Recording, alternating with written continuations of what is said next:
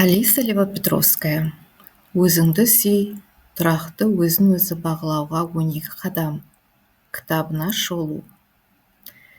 Бұл кітап айна алдында аффирмация жасау арқылы өзді сүй деген жай ғана тәсіл емес. Бұл өзіңмен адал кейде ыңғайсыз диалог. Кітап бір жол сияқты тұрақты өзін өзі бағалауға апаратын 12 қадам. Мұнда басты назар жақсы көріну емес, шын мәнінде кім екеніңді түсіну. Бұл қадамдар табысқа жету техникасы емес. Жол алдымен өзіңді еске алу, өзіңді шын мәнінде тану, өзіңе қамқор болуды үйрену, ішкі өзгерістерді бастан кешіру, өміріңді теңгеруді үйрену, өз орныңды қайта табу, сосын ғана әлемге ашылу. Кітапта өзін өзі сұраққа салу көп. Теориялық емес, жеке, кейде ауыр дәл сұрақтар. Мен қайда басқалардан артық болдым?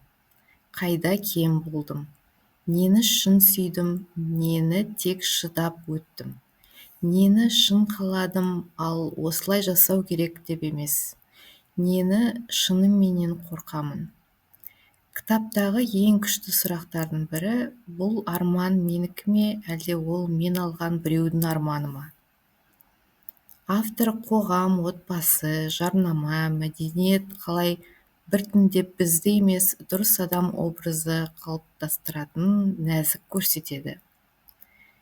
Ересек саналы оқырмандарға ұсынылатын күшті тәжірибе әлемді өзіңсіз елестету. Өз-өзіңді төмендету үшін емес, керісінше, өмірдің түнінде сенің орның қандай екенін көру үшін. Бұл пафоссыз адал. Кітапта миға ерекше назар аударылады.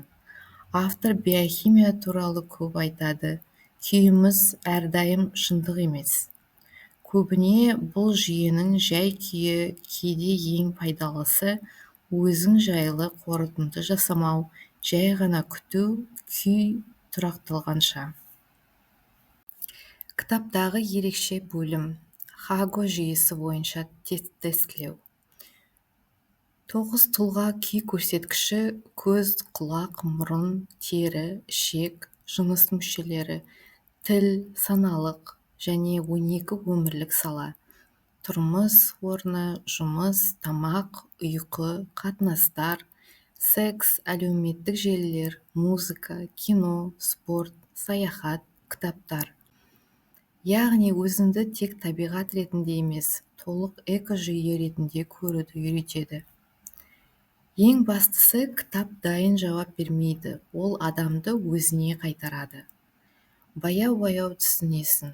Егер мен қалайтынымды білмесем, басқалардың мақсаттарын қуып жүремін. Егер шекарамды сезінбесем, менімен пайдалана береді.